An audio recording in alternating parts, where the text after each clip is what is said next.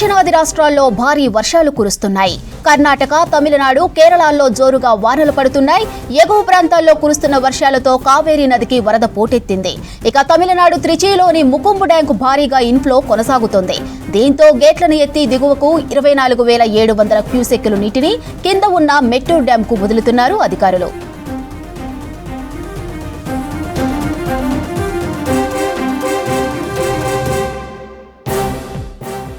మరోవైపు ఇవాళ చెన్నైకి వర్ష సూచన చేశారు వాతావరణ శాఖ అధికారులు.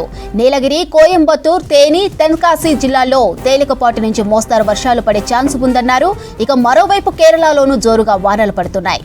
కన్నూర్, కాసర్గఢ్, ఎర్నాకుళం, కోజికోడ్, వైనాడ్, కన్నూర్ జిల్లాలకు యెల్లో అలర్ట్ ఇచ్చింది ఐఎండీ. లోతట్టు ప్రాంతాల ప్రజలు అప్రమత్తంగా ఉండాలని సూచించారు.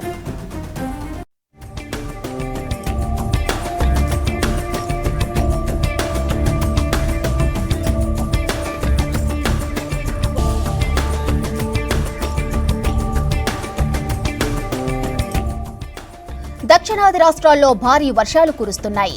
కర్ణాటక, తమిళనాడు, కేరళలో జోరుగా వానలు పడుతున్నాయి. ఎగువ ప్రాంతాల్లో కురుస్తున్న వర్షాలతో కావేరీ నదికి వరద పోటెత్తింది. ఇక తమిళనాడు త్రిచిలోని ముకుంబ్ డ్యాంక్ భారీగా ఇన్ఫ్లో కొనసాగుతుంది.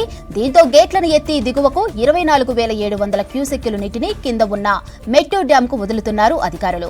మరోవైపు ఇవాళ చెన్నైకి వర్ష సూచన చేశారు వాతావరణ శాఖ అధికారులు.